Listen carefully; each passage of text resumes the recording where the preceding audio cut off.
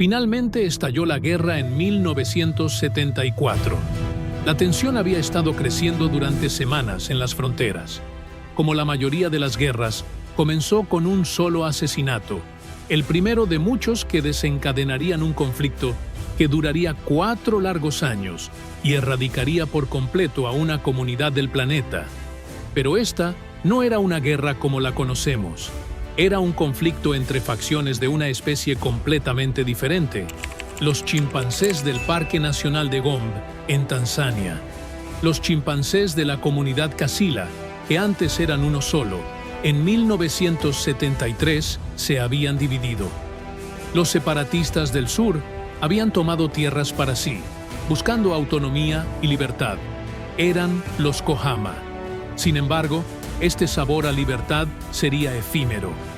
De manera sistemática y brutal, los Kazako exterminaron a los Kohama, matando a todos los 6 machos del grupo uno a uno y apoderándose de su territorio. Jane Goodall, quien los había estado observando durante años, dijo: «Nuestro mundo pacífico e idílico, nuestro pequeño paraíso, se había vuelto del revés. De repente, me di cuenta de que los chimpancés podían ser brutales. Al igual que nosotros, tenían un lado oscuro de su naturaleza. A menudo despertaba por la noche con imágenes horribles de la violencia entre ellos. Chimpancés adultos, con los labios manchados de sangre, retorciendo y rompiendo los huesos de una víctima, mientras una madre, gravemente herida y escondida bajo la vegetación, moría lentamente, y su hija de 10 años intentaba consolarla, acicalándola gentilmente y ahuyentando las moscas. Así se descubrió que la guerra no era solo una debilidad humana. Los chimpancés, nuestros primos evolutivos más cercanos, también habían llegado a la guerra por ganancias territoriales. Viven en sociedades complejas y jerárquicas donde la violencia, la astucia y los comportamientos engañosos se utilizan para alcanzar y mantener el dominio social. Goodall vio un juego político intrigante y a veces brutal, comparable al que vemos en nuestras propias sociedades humanas. Al igual que los humanos, los chimpancés no actúan puramente por instinto animal, son conscientes de sus propios pensamientos. Esta metacognición les permite ser capaces de gran empatía y tienen un fuerte sentido de moralidad similar al nuestro, y sin embargo, también hacen la guerra. A medida que la ciencia se adentra en nuestro pasado evolutivo, revelando lo estrechamente relacionados que estamos con nuestros primos simios, surge la pregunta: ¿qué tan similares son nuestros cerebros? ¿Es este impulso intrínseco hacia dinámicas de poder, manipulación social, guerra brutal y anhelo por territorio un eco poético de nuestro patrimonio evolutivo? ¿Somos de alguna manera especiales o poco más que bípedos dependientes de la tecnología? El Evangelio del Diablo. Hasta el siglo XIX, la mayoría de la población occidental creía vivir en un mundo estático, donde cada especie, desde la célula más simple hasta el animal más complejo, estaba inalterada desde el alba de la creación. Hoy en día, esta idea es inimaginable.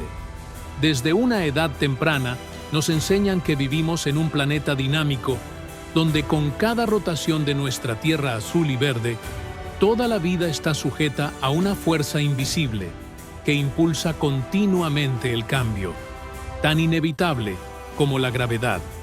Y aunque nosotros, los humanos, con todo nuestro poder tecnológico, podríamos pensar que estamos inmunos a ello, en los últimos millones de años, el mundo ha sido testigo del ascenso y caída de al menos 7 especies humanas, persistiendo solo la nuestra a través de los embates del tiempo. Sin embargo, antes de esa época, se creía que todo tenía una esencia, un conjunto de características definitorias que siempre habían sido y siempre serían las mismas. La vida era perpetua y nada cambiaría. Fue con la llegada de la Revolución Industrial y un periodo sin precedentes de descubrimientos científicos cuando se produjo una revolución en nuestro conocimiento sobre la vida en la Tierra. En el corazón tropical del archipiélago malayo, una mente revolucionaria se sumergió en la búsqueda de respuestas a una pregunta que la mayor parte del mundo ni siquiera había considerado. Concebió la teoría de que las especies evolucionan con el tiempo y están influenciadas por presiones ambientales que favorecen ciertos rasgos. A este proceso lo llamó selección natural. Esta mente curiosa no era la del famoso naturalista inglés Charles Darwin, sino la de Alfred Russel Wallace, quien concibió de manera independiente las nociones de evolución de las especies y selección natural. Darwin, quien había emprendido un viaje de descubrimiento a bordo del HMS Beagle, también había estado perfeccionando una teoría similar, y fue en 1858 cuando estos dos pensadores revolucionarios se unieron para publicar sus ideas, respaldadas por extensa investigación y trabajo de campo. Sus teorías eran imposibles de ignorar, y gracias a Wallace y Darwin, sabemos que los humanos no están separados, sino que son una parte intrínseca del reino animal. En su libro de 1871, La descendencia del hombre, Darwin hizo una sugerencia aún más radical. Afirmó que no solo los humanos evolucionaron a partir de un ancestro similar a los simios, sino que también compartimos muchas características, tanto físicas como comportamentales, con nuestros parientes simios. La mayoría de las personas en los años 1870 nunca había visto un simio no humano, pero para el bien viajado Darwin, las similitudes entre nosotros eran evidentes. Quizás las paralelas más notables estaban en el movimiento y el comportamiento de los simios. Tomemos sus expresiones faciales. La mayoría de los animales no puede mover sus caras para comunicar emociones. Piensen en los roedores, sin labios ni cejas móviles, incapaces de mostrar emoción con sus rostros. Al igual que muchos animales, los roedores dependen del lenguaje corporal y las vocalizaciones para comunicar sus sentimientos. Sin embargo, los primates, incluidos los humanos, pueden usar expresiones faciales para hacer saber a los demás cómo nos sentimos. Solo hay que observar un grupo de primates durante un breve tiempo para notar la amplia gama de expresiones faciales que utilizan en su vida cotidiana. Al igual que los humanos, muchos primates, especialmente los simios, son capaces de expresar felicidad, diversión, ira, sorpresa y miedo. Todo ello a través del movimiento de sus caras, reflejando una adaptación valiosa para vivir en grupos sociales complejos donde la comunicación es realmente clave. Luego están las similitudes anatómicas entre otros simios y humanos. Los simios, por ejemplo, tienen pulgares opositores, tal como nosotros, lo que les permite agarrar y manipular objetos con la misma precisión que la mayoría de los demás mamíferos no puede igualar. Aunque generalmente son animales cuadrúpedos, pueden adoptar cómodamente una postura bípeda cuando es necesario, ya sea para exhibición, búsqueda de alimento o para liberar las manos al llevar algo. El bipedismo es una parte fundamental de la vida diaria de un simio. Darwin vio estas similitudes y señaló que la diferencia en la mente entre el hombre y los animales superiores, aunque grande, es ciertamente de grado y no de tipo. En otras palabras, no somos tan diferentes del resto del reino animal como podríamos pensar. En nuestra anatomía y comportamiento llevamos el legado de nuestros ancestros simios. Pero también poseemos características únicas, pulidas por millones de años de afinación evolutiva. Sin embargo, en realidad, no somos algo nuevo, separado, desarrollado lejos de nuestros ancestros simios. Científicamente, los humanos somos simios. Esta fue una perspectiva completamente nueva, que postulaba que nuestras mentes eran un producto de la evolución tanto como nuestros cuerpos. Para la mayoría de las personas de esa época, era un concepto difícil de aceptar. La ideología cristiana, enseñaba que los humanos fueron creados a imagen de Dios, así que la sugerencia de que compartíamos un ancestro con los simios fue considerada por muchos como la máxima blasfemia. Darwin mismo se refería a su trabajo como el Evangelio del Diablo. Pero, ¿qué tan similares son los cerebros de los humanos y nuestros parientes simios? Wallace y Darwin nunca respondieron completamente a esa pregunta, y a pesar de todos los avances en nuestro conocimiento de los orígenes humanos que les debemos, no fue hasta el siglo XX cuando se realizaron los verdaderos progresos. Una vez que la comunidad científica aceptó la existencia de la evolución, comenzaron a buscar el eslabón perdido, una criatura extinta que estuviera en algún punto intermedio entre los simios y los humanos. Se pensaba que tal criatura podría encontrarse en Eurasia, con un cerebro más grande que el de los simios vivientes, pero probablemente conservando características simiescas, como adaptaciones para la vida en los árboles. Sin embargo, esto resultó estar lejos de la verdad. En 1924, el anatomista australiano Raymond Dart trabajaba en la Universidad de Witwatersrand en Johannesburgo cuando recibió un paquete peculiar de una cantera cerca de la pequeña ciudad de Taung. Cuidadosamente empaquetados estaban varios restos fósiles, entre los cuales se encontraban la parte frontal de un cráneo y un molde casi perfecto de la caja cerebral de una criatura extinta. Dart trabajó meticulosamente para extraer el cráneo y el endocráneo de la roca terca, y con cada golpe de su herramienta revelaba más del delicado fósil, eventualmente mostrando la cara de alguien que vivió hace millones de años. Científicamente hablando, era el primer espécimen de Australopithecus africanus, y el fósil tenía entre 2,5 y 2,8 millones de años. La descubierta de Dart, al igual que las ideas monumentales de Wallace y Darwin, fue inicialmente recibida con escepticismo. Muchos científicos, principalmente en Europa, se aferraban a la idea de que los grandes cerebros fueron el primer paso que nos distanció de nuestros ancestros primates. En sus mentes, el cerebro humano debía haber evolucionado antes que cualquier otro rasgo humanoide. Sin embargo, el fósil, conocido como el niño de Taung, con su pequeño cerebro pero dientes humanoides y una postura erguida sugerida por la estructura de la base del cráneo, desafiaba esta narrativa convencional.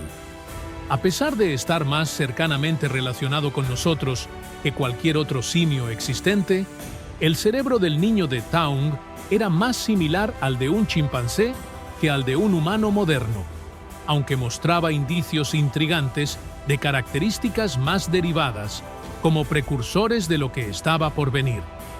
La posición estimada de la laringe, por ejemplo, sugería la posibilidad del habla, una característica crítica de la comunicación humana, y la estructura del córtex frontal, área asociada con tareas cognitivas complejas en los humanos, indicaba un desarrollo temprano en el uso de herramientas, interacción social y habilidades para resolver problemas. Así, incluso con su tamaño pequeño, el cerebro del niño de Taung sugería una complejidad de comportamiento y cognición más allá de la de los simios vivientes, y daba credibilidad a la idea de que nuestra evolución cognitiva fue un proceso gradual, que tardó millones de años en alcanzar la complejidad vista en los humanos modernos. Aquellos que aceptaron al niño de Taung como un miembro extinto de nuestra linaje comenzaron a considerarlo como el eslabón perdido, y aunque ahora sabemos que no hay tal cosa y que nuestros orígenes evolutivos son mucho más complejos, la historia de este increíble descubrimiento es un testimonio de nuestro viaje evolutivo, una larga y transformadora historia de cambio desde nuestros ancestros simios hasta los humanos modernos. Nos recuerda de nuestras humildes orígenes y el camino notable, a menudo sinuoso, que nos llevó a ser lo que somos hoy. Pero la pregunta persistía: ¿qué tan lejos hemos avanzado en este camino? ¿Cuánto de nuestra cognición sigue en los planos de la antigua herencia simia. Un cerebro mayor. En África, el sol se asoma sobre el dosel esmeralda, sus rayos perforando la neblina matutina. Alto, entre las hojas y ramas, se puede ver un enredado de pelaje rubio espeso y miembros largos. Es un grupo de monos murciélago, aún durmiendo en los brazos unos de otros. Machos, hembras e infantes, todos soñando pacíficamente. Cuando se comparan con la mayoría de los demás primates, es fácil ver por qué los murciélagos son considerados únicos. No solo son los mayores monos encontrados en el Nuevo Mundo, sino que también son inusualmente cooperativos. Apodados monos hippies, estos primates de cola larga y vientre prominente llevan vidas notablemente armoniosas, libres de las ataduras de la jerarquía social. La violencia es rara, y el alimento, el territorio e incluso los compañeros se comparten equitativamente. A menudo comienzan sus días abrazándose y se puede ver a los machos esperando pacientemente en fila para encontrarse con hembras receptivas. Para la antropóloga estadounidense, Dra. Karen Strayer, estos extraños primates y sus sociedades curiosamente pacíficas eran difíciles de ignorar. Comenzó a estudiarlos en la década de 1980, y gran parte de nuestro conocimiento actual sobre los monos murciélago se debe a ella y a sus colegas. En el primer año de sus estudios, Strayer se dio cuenta rápidamente de que en la sociedad murciélago, al igual que en las sociedades humanas igualitarias, las hembras son iguales a los machos y continúan siendo vistas como miembros importantes del grupo, incluso cuando envejecen y pierden fertilidad. Para los murciélagos, el cuidado de los nietos es tan vital para la supervivencia de los infantes como lo es en los humanos, y hay muy poca violencia interna y competencia por el acceso a los compañeros. En este sentido, los monos podrían ser incluso más pacíficos e igualitarios que los humanos, porque los compañeros se comparten de manera equitativa, y los machos no lucharán por el derecho exclusivo a encontrarse con una hembra. Sin embargo, como primates pacíficos y cooperativos, los murciélagos presentan un intrigante dilema. A pesar de su vida social aparentemente compleja, que sugiere habilidades cognitivas superiores, sus cerebros no son significativamente más grandes que los de sus compañeros monos del Nuevo Mundo. Esto también es cierto para otro mono del Nuevo Mundo, el capuchino. A pesar de tener cerebros más pequeños que los simios, los capuchinos han demostrado una y otra vez que poseen habilidades cognitivas sorprendentemente similares a las nuestras. Por ejemplo, en un estudio de 2005 publicado en la revista Nature, un equipo liderado por la profesora Laurie Santos de la Universidad de Yale presentó a los monos capuchinos un modelo económico para observar su comportamiento. Los investigadores enseñaron a los monos a usar pequeños discos de plata como dinero, que podían intercambiar por alimentos. Los capuchinos comprendieron rápidamente el concepto, utilizando su nueva moneda para comprar uvas, manzanas y otros manjares. Una vez que los monos capuchinos habían aprendido a usar este dinero, los investigadores introdujeron cambios de precios y otras variables económicas. Sorprendentemente, los monos respondieron de la misma manera que los humanos lo harían en situaciones similares. Cuando el precio de los alimentos, el número de discos necesarios para comprar un trozo de fruta, bajaba, los monos ajustaban su comportamiento de manera inteligente y estratégica, mostrando una comprensión del concepto económico que desafía su tamaño cerebral relativamente pequeño. Estos ejemplos nos recuerdan que la evolución no es solo una historia de tamaño cerebral, es una narrativa rica y multifacética que incluye adaptaciones conductuales y cognitivas que pueden no ser evidentes solo mirando la estructura física. La pregunta de qué tan similares son nuestros cerebros a los de nuestros parientes simios sigue siendo una cuestión central en la investigación científica. mientras exploramos las profundidades de nuestro pasado evolutivo y las complejidades de nuestro presente cognitivo. Compraron más cuando el precio subió. Sin embargo, cuando bajó, compraron menos. Los monos capuchinos demostraron una capacidad para tomar decisiones racionales basadas en las fluctuaciones del precio, mostrando un entendimiento básico de presupuesto y decisión económica.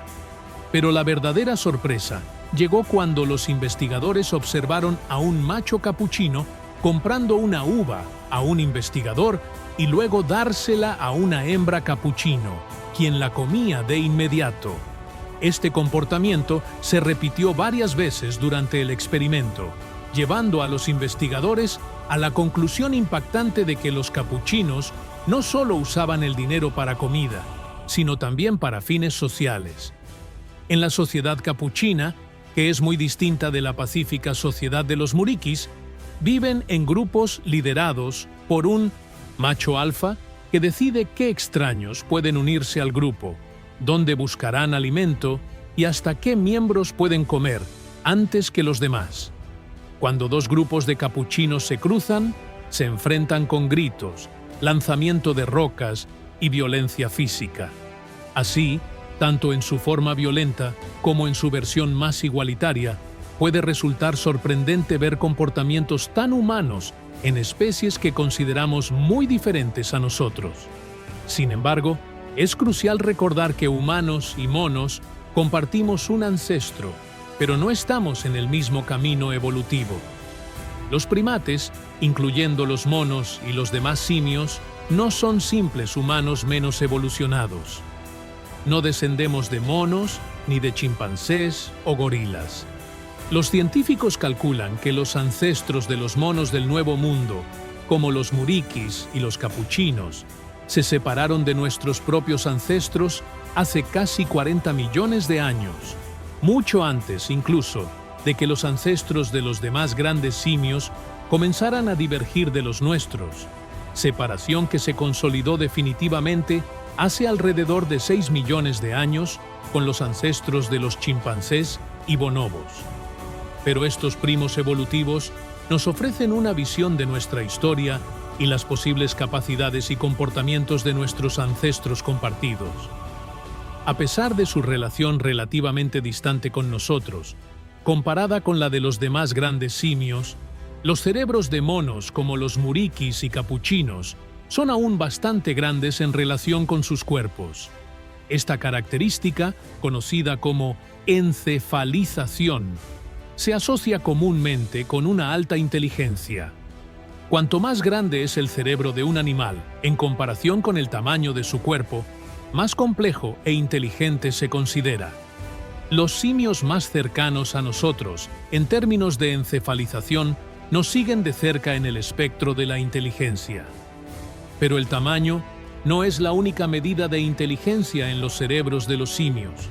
Sus paisajes internos son un laberinto de estructuras intrincadas, mucho más convolutas de lo que la mayoría de los cerebros de otros animales pueden aspirar a ser. El neocórtex, área asociada con funciones cerebrales superiores como la percepción sensorial, el control motor, el razonamiento espacial y, por supuesto, la cognición, está notablemente desarrollado en los simios, más incluso que en los monos, y especialmente bien desarrollado en los humanos. De hecho, el neocórtex humano representa aproximadamente el 76% de nuestro volumen cerebral total. El córtex prefrontal también es desproporcionadamente más grande en los simios, y dado que se cree que es responsable del planeamiento futuro, la toma de decisiones y el comportamiento social complejo, es probable que debamos agradecer a esta área de nuestro cerebro muchas de nuestras habilidades avanzadas. Los monos ciertamente poseen inteligencia, pero no exhiben los comportamientos asociados con el córtex prefrontal en la misma medida que los simios. Los simios son capaces de realizar diversas tareas que generalmente asociamos con lo distintamente humano, como la teoría de la mente, que es la habilidad para entender a otras personas al determinar su estado mental. un equipo internacional de investigadores de Alemania y Escocia buscó explorar si los chimpancés, bonobos y otros primates cercanos a nosotros, como los durones, también podrían exhibir esta característica. En el experimento, se presentó a los simios una situación simple. Una persona A colocaba un objeto en una de dos cajas mientras un simio observaba. La persona A salía de la habitación y entraba la persona B, quien movía el objeto a otra caja y luego cerraba ambas cajas con llave. Los investigadores no estaban tanto interesados en si los simios podían encontrar el objeto. Eso ya lo daban por hecho. Sino en ver si podrían entender la percepción de la persona A sobre dónde estaba el objeto, dependiendo de si percibían que la persona A sabía o no su ubicación actual. Los hallazgos fueron notables. Cuando la persona A regresaba y trataba de abrir la caja donde había dejado el objeto, los simios la ayudaban a abrir la otra caja donde sabían que el objeto había sido movido por la persona B. Estos resultados indicaban que los simios no solo estaban rastreando la ubicación del objeto, sino que también estaban teniendo en cuenta qué sabía la persona humana y qué no sabía, adivinando sus intenciones. En otras palabras, mostraban una comprensión de los estados mentales de otros, una teoría de la mente similar a la humana. Estudios como este nos llevan a una pregunta cautivadora, un misterio que ha fascinado a los científicos durante siglos. ¿Cómo evolucionaron nuestros cerebros para convertirse en el órgano extraordinario que son hoy? ¿Qué impulsó a los primates, especialmente a los simios, a cultivar cerebros tan voluminosos y complejos en comparación con casi todo el reino animal? ¿Y cómo ha influido este viaje en la forma en que pensamos y nos comportamos hoy? Es probable que muchos de los primeros primates no tuvieran cerebros especialmente grandes. De hecho, muchos investigadores hacen comparaciones entre ellos y los lémures modernos, formas primitivas de primates que incluyen a los lémures y sus parientes cercanos. Estos son algunos de los primates vivientes más primitivos, ofreciendo una visión fascinante sobre la evolución temprana del cerebro de los primates. Los cerebros de los lémures son más pequeños y simples en comparación con los de los primates Jaine, que incluyen a los társidos, monos, simios y, por ende, a nosotros. A diferencia de los cerebros Jaine, los cerebros de los lémures tienen regiones olfativas mejor desarrolladas, ya que dependen más de su sentido del olfato para navegar en el mundo que los rodea. Una característica clásica de los primates Jaine, especialmente los humanos, es la extensa formación de giros en el tejido cerebral, conocida como girificación, lo que le da a nuestros cerebros su característica apariencia arrugada. Es notable que esta extensa formación de giros esté ausente en los lémures, sugiriendo que tienen una densidad neuronal menor y una comunicación más lenta entre las células cerebrales. Así, los primeros primates también tendrían cerebros pequeños y de complejidad comparable a los de los lémures modernos. La estructura neural también sería probablemente menos compleja, con un neocórtex menos desarrollado. Sin embargo, cuando surgió la línea de los simios hace unos 25 millones de años, estaba claro que estábamos destinados a algo verdaderamente único, habitando en las exuberantes selvas tropicales que una vez cubrieron gran parte de nuestro planeta. Estaban algunos de los primeros primates que podemos reconocer como simios. Eran criaturas pequeñas y arborícolas, trepando ágilmente por los árboles, perfectamente adaptadas a su vida en el dosel. Estos eran los procónsules, una familia de algunos de los primeros simios conocidos. Durante el Mioceno, los procónsules prosperaron en las selvas tropicales de África. Tenían cerebros más grandes que los de los primates anteriores, pero eso no es todo lo que los vincula a los simios modernos. También tenían habilidades de agarre superiores en comparación con sus parientes monos, y además carecían de cola, al igual que todos los simios vivientes. Estas características parecen sugerir los inicios de un viaje evolutivo notable. A medida que millones de años pasaban, los cerebros de estos primeros simios comenzaron a crecer en tamaño y complejidad. Un aumento en la dependencia de frutas como fuente primaria de alimento pudo haber sido una de las fuerzas impulsoras. Las frutas suelen dispersarse y estar disponibles estacionalmente, lo que requiere que los animales recuerden y naveguen hacia ubicaciones específicas en momentos específicos, tareas que demandan un cerebro más avanzado. Luego, el clima comenzó a cambiar. La colisión de África con Europa desencadenó una serie de cambios ambientales. Las exuberantes selvas comenzaron a retroceder, reemplazadas por sabanas. Algunos simios siguieron las mareas del bosque y evolucionaron hacia formas similares a las que conocemos hoy. Por ejemplo, el Dryopithecus podría haberse parecido a los orangutanes modernos, pero otros tomaron un camino diferente.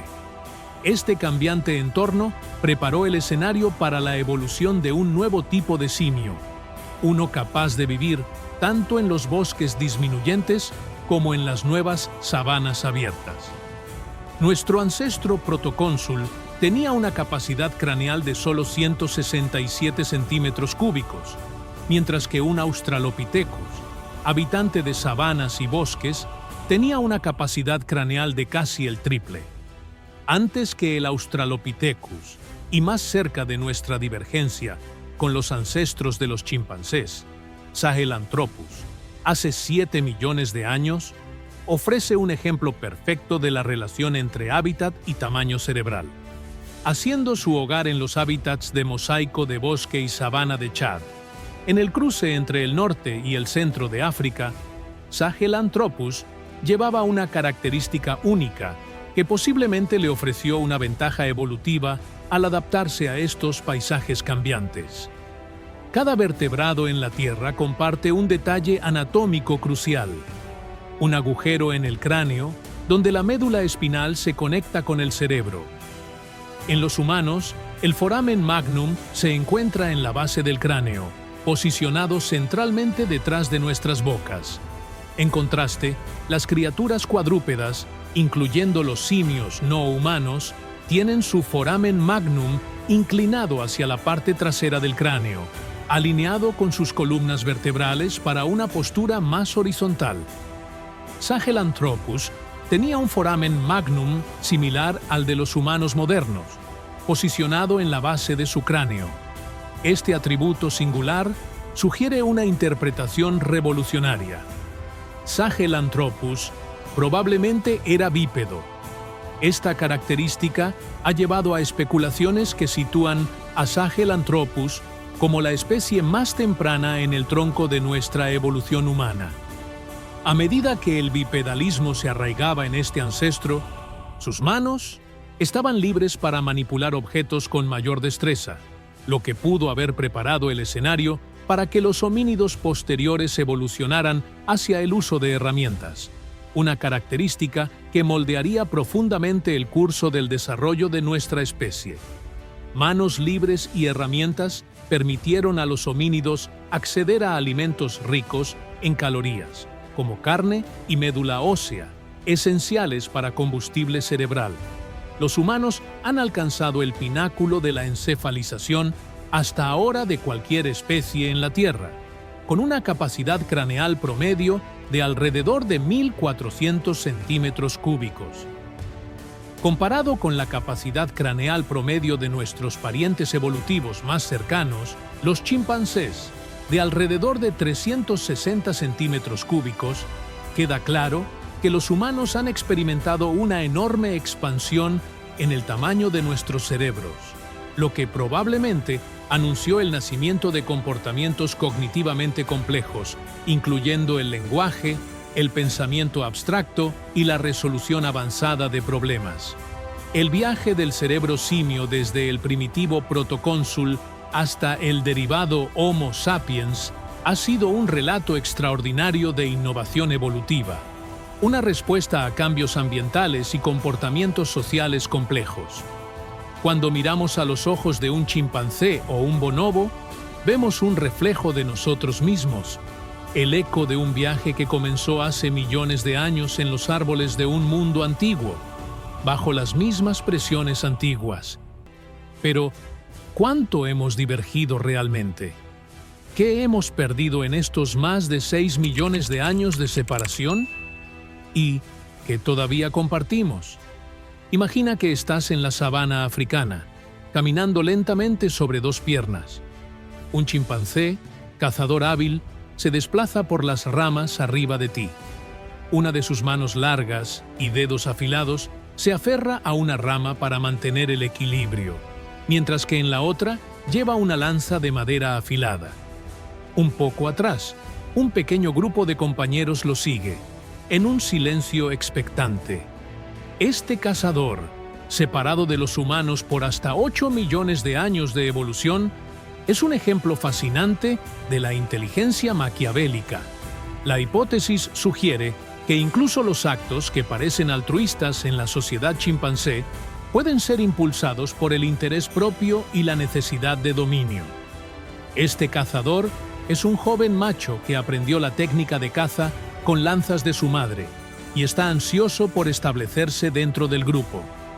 La madre del cazador no era una hembra de alto rango, pero él tiene aspiraciones grandes, y la carne es la base sobre la cual se construyen las amistades ventajosas. Para los chimpancés, el uso de herramientas es tan parte de su forma de vida como lo es para los humanos. Utilizan herramientas pesadas para romper nueces con cáscaras duras, producen palos modificados para extraer termitas de sus montículos impenetrables y hasta usan palillos para limpiarse los dientes. Pero estos comportamientos son bastante comunes entre los chimpancés. Lo que hace especial a los chimpancés de Fongoli es que son una de las pocas poblaciones de primates no humanos conocidas por cazar regularmente con herramientas.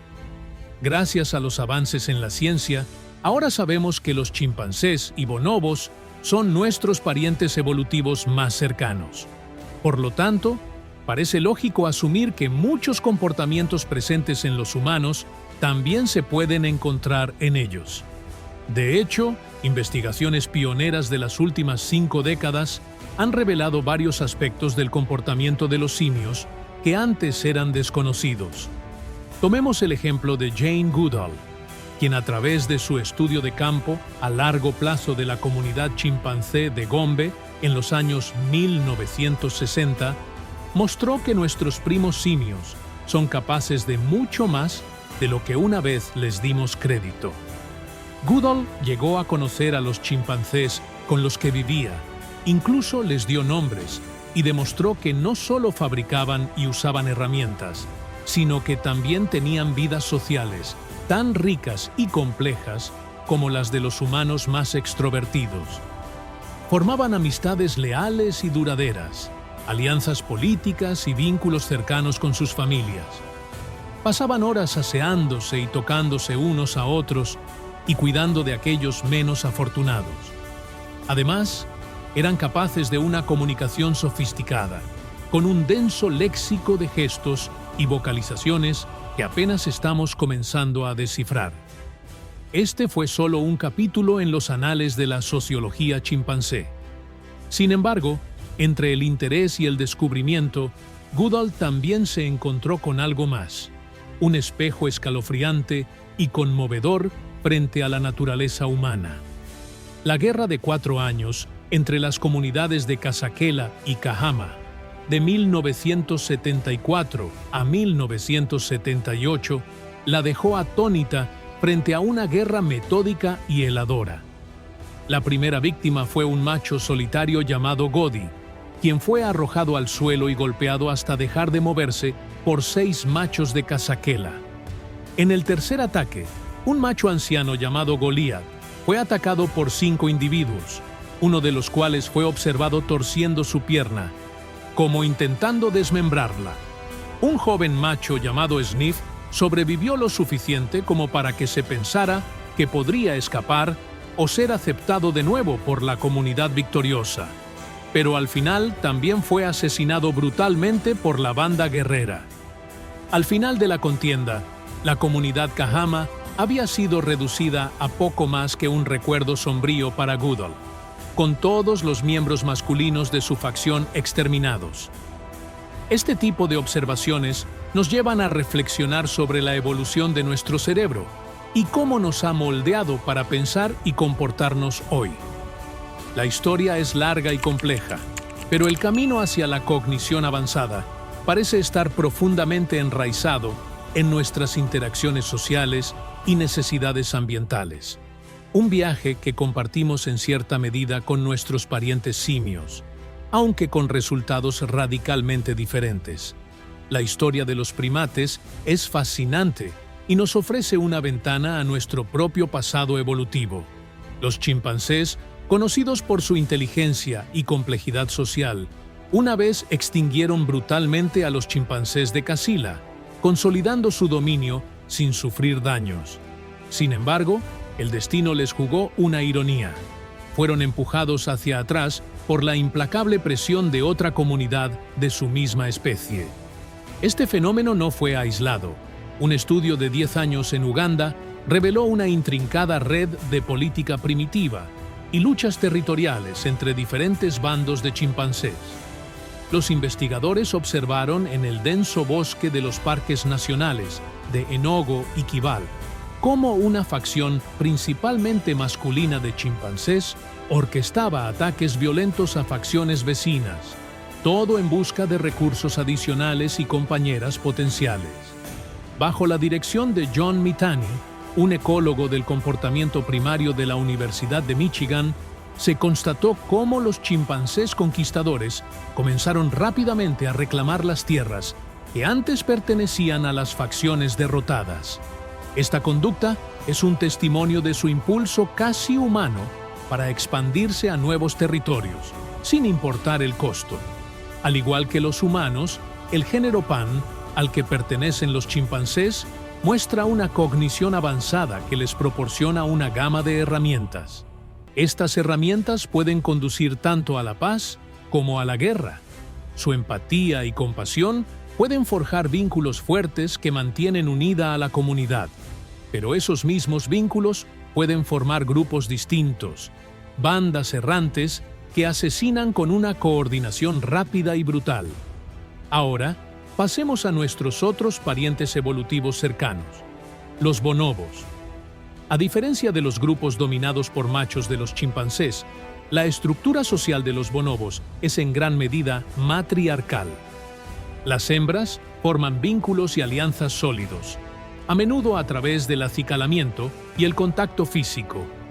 Estos lazos permiten a las hembras bonobo dominar colectivamente a los machos, reduciendo la agresión y la violencia que se observan con más frecuencia en las sociedades de chimpancés. Los bonobos son famosos también por sus altos niveles de actividad sexual, utilizada no solo para la reproducción, sino también para resolver conflictos, aliviar tensiones, establecer vínculos y hasta como saludo. Este comportamiento se observa en diversas combinaciones de machos y hembras, destacando la importancia de la actividad sexual para mantener la armonía social en las comunidades de bonobos. Además, los bonobos muestran una amplia gama de comportamientos empáticos, como consolar a otros, compartir alimentos y cooperar en tareas, para estudiar si los bonobos, conocidos por compartir comida, ayudarían sin esperar recompensa. Investigadores en el santuario de bonobos, Lola Ya Bonobo, en la República Democrática del Congo, realizaron experimentos. Pares de bonobos desconocidos fueron colocados en habitaciones separadas por una cerca, con una pieza de manzana colgando sobre una de las habitaciones. Un bonobo podía hacer caer la manzana al otro lado, accesible solo para el desconocido. Una y otra vez, los bonobos liberaban la manzana sin incentivo alguno, indicando una fuerte motivación para asistir a extraños. Esta naturaleza pacífica, empática y cooperativa de los bonobos contrasta directamente con las sociedades más agresivas y competitivas de los chimpancés, ofreciendo un espejo contrastante para nuestra propia especie. Al estudiar a nuestros parientes primates, obtenemos una visión más clara de nuestra propia naturaleza y las fuerzas evolutivas que han moldeado nuestros comportamientos y cognición. Tal como Wallace y Darwin indicaron hace más de un siglo, los humanos somos simios. Hace unos 7 millones de años, las líneas de nuestros antepasados se separaron de las de los demás grandes simios, incluyendo gorilas, orangutanes, bonobos y chimpancés. A pesar de los caminos evolutivos separados, los cerebros humanos y de los demás simios conservan sorprendentes similitudes.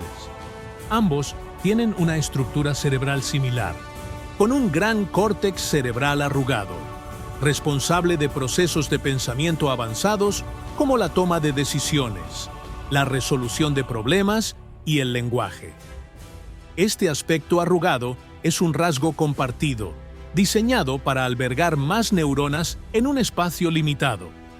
Un rasgo notable de los cerebros de los simios es el lóbulo frontal, que desempeña un papel integral en las interacciones sociales tanto en humanos como en simios, involucrándose en el procesamiento de información social como las expresiones faciales y gestos de otros, lo que nos permite empatizar, negociar, engañar y reconciliarnos.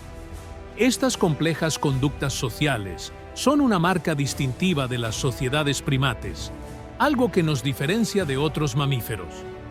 Nuestros cerebros y los de los simios también comparten una zona conocida como el área de Broca, vital para la producción del habla en los humanos. En los simios, esta zona tiene una estructura similar, aunque carezcan de lenguaje hablado. Los simios utilizan esta zona para gestos comunicativos, sugiriendo un precursor evolutivo de nuestras propias habilidades lingüísticas. Ambos exhibimos lateralización cerebral, lo que significa que los hemisferios izquierdo y derecho se especializan en diferentes tareas. En los humanos, el hemisferio izquierdo generalmente maneja el lenguaje y la lógica, mientras que el derecho está más involucrado con tareas visuales y espaciales. Los simios muestran un patrón similar, lo que sugiere un rasgo ancestral compartido. Sin embargo, todas estas similitudes también nos muestran diferencias que surgieron en nuestros caminos evolutivos separados. El cerebro humano es más grande en relación con el tamaño del cuerpo, tiene un lóbulo prefrontal más desarrollado y muestra una mayor conectividad entre diferentes áreas. Estas mejoras subyacen nuestras habilidades únicas como el pensamiento abstracto, el lenguaje complejo y la cultura. Reflexionando sobre nuestro legado compartido con los simios, encontramos una historia no solo de similitudes, sino también de divergencia, de las características únicas y compartidas que emergieron de nuestra ascendencia común. Nuestros cerebros son un testimonio de nuestros profundos lazos con el resto del mundo natural y al mismo tiempo un símbolo de lo que nos distingue. Pero quizás la pregunta no debería detenerse ahí. Si retrocedemos el tiempo y encontramos similitudes en el comportamiento con otros simios y primates, ¿hasta dónde podríamos llegar? Consideremos el cerebro en su forma más básica, un conglomerado de neuronas responsable de la coordinación del movimiento y el procesamiento sensorial.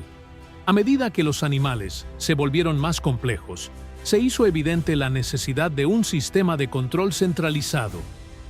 Cuando los primeros animales comenzaron a moverse con propósito, necesitaron un centro que procesara rápidamente la información del entorno.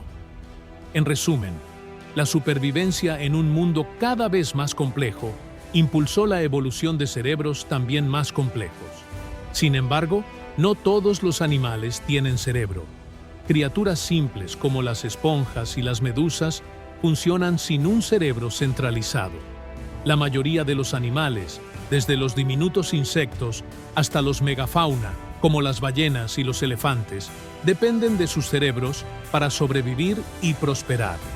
Los primeros cerebros verdaderos, tal como los entendemos, aparecieron en los bilaterales, un amplio grupo de animales que incluye desde gusanos hasta humanos, hace unos 500 millones de años.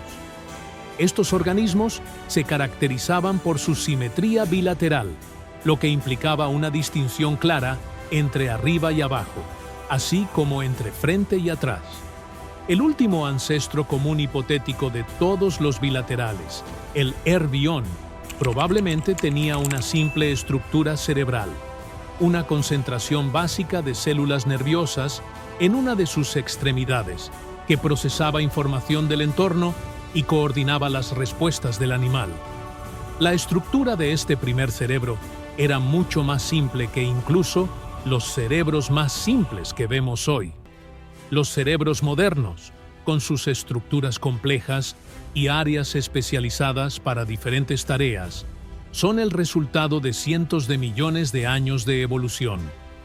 La aparición de este sistema nervioso centralizado marcó un hito crítico en la evolución animal, desencadenando una cascada de comportamientos y adaptaciones complejas que dieron lugar a la rica diversidad de vida animal que hoy conocemos. Algunas criaturas poseen cerebros notablemente grandes y sofisticados, y los primates son un ejemplo quintesencial de tal avance cerebral. Sin embargo, la capacidad para la cognición compleja no es exclusiva de nuestra línea evolutiva. Es una característica fascinante que se encuentra ampliamente en el reino animal. Inteligencia, creatividad y emociones notables se observan en especies muy diferentes a nosotros. Comencemos nuestro viaje en las profundidades de los vastos océanos, donde criaturas como los delfines, las ballenas y los golfinos nos muestran su inteligencia. Estos animales marinos, de hecho, tienen cerebros más grandes que los nuestros y sus córtices cerebrales son igual de convolutos, si no más, que los humanos. Esto indica capacidades cognitivas avanzadas. Aunque se pensaba que eran peces, los cetáceos son mamíferos que descendieron de criaturas terrestres y comparten un ancestro común con los hipopótamos. Tal vez sea debido a los desafíos de su entorno marino que los cetáceos han evolucionado hasta niveles de inteligencia comparables al nuestro. Los delfines, maestros de redes sociales complejas similares a las sociedades humanas, son conocidos por su aguda capacidad para resolver problemas. Se les ha observado utilizando esponjas marinas como herramientas para proteger sus bicos mientras buscan alimento en el fondo del océano. Un paralelo intrigante con el uso de herramientas por parte de los humanos.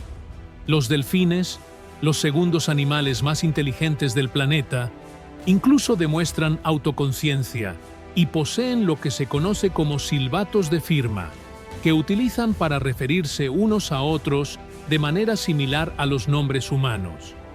Por otro lado, las intrincadas y diversas canciones de las ballenas jorobadas sugieren una forma de lenguaje lleno de gramática y estructura complejas. Se ha demostrado que estas canciones cambian y evolucionan a lo largo de las poblaciones, con cada población cantando una variación de una canción diferente cada año. Esto es evidencia de la transmisión cultural, una característica tradicionalmente asociada con humanos y algunos simios. Sin embargo, los cetáceos tienen un elemento clave que falta en los cerebros de los primates: su capacidad para ver el mundo a través del sonido, la ecolocalización. Los delfines y las ballenas cachalote emiten una serie de clics, interpretando los ecos que regresan para construir una imagen sónica de su entorno. Este sistema de biosonar es tan refinado que pueden distinguir un pequeño pez de un grano de arena a 50 metros de distancia. Tal sofisticación en la ecolocalización ha impulsado la evolución de un córtex auditivo increíblemente complejo en sus cerebros. Su arquitectura neural es, por lo tanto, dramáticamente diferente a la de otros mamíferos, reflejando el papel significativo que juega la información acústica en sus vidas. Por ejemplo, La región de su cerebro dedicada al procesamiento auditivo es considerablemente más grande y desarrollada que la nuestra, subrayando la importancia del sonido en su mundo. Ahora volvamos a las llanuras de África, donde habitan los elefantes. Sus cerebros son los más grandes entre los animales terrestres y son conocidos por su extraordinaria memoria. Al igual que los humanos, los elefantes pueden recordar individuos dentro de sus complejas estructuras sociales, incluso después de años de separación. La investigación ha demostrado que los elefantes pueden recordar eventos que les ocurrieron cuando eran crías a lo largo de toda su vida. Además, los elefantes han sido observados realizando comportamientos que indican empatía, duelo e incluso altruismo. Consuelan a miembros angustiados de su grupo y se les ha visto llorar y rendir homenaje a sus muertos, manteniendo una vigilia y tocando los huesos de los fallecidos. Tal profundidad emocional antes se consideraba una característica únicamente humana, pero aquí está presente en el corazón de la sabana africana. Los elefantes también muestran un entendimiento sofisticado de su mundo. Sus habilidades para resolver problemas son excepcionales, como se ha visto cuando modifican ramas para ahuyentar moscas, o utilizan herramientas como la corteza o piedras para evitar cercas eléctricas. Una fuerza motriz detrás de su inteligencia es la anatomía peculiar de sus cerebros, enormes y convolutos. Mientras que los cerebros humanos y de simios tienen grandes lóbulos frontales, reflejando una adaptación para una visión excepcional y una comunicación social. Los cerebros de los elefantes están caracterizados por adaptaciones para el procesamiento auditivo, teniendo un cerebro posterior más grande, asociado al control motor fino, lo cual es obvio cuando se considera cómo utilizan sus trompas como un miembro extra de agarre. Así, llevamos con nosotros los ecos de nuestra historia evolutiva, compartida con todo el reino animal.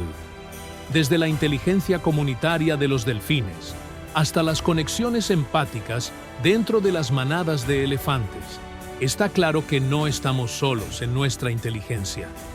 Nuestro planeta está lleno de mentes capaces de realizar proezas notables. Mentes que demuestran una cognición, emoción y comportamientos sorprendentemente similares al nuestro. Reconocer esto no solo amplía nuestra comprensión de la inteligencia, sino que también profundiza nuestra apreciación y respeto por el complejo árbol de la vida. Gracias por acompañarnos en este viaje a través de la historia completa de la humanidad. No olvides darle like, suscribirte y dejar un comentario para contarnos qué opinas. Nos vemos la próxima vez.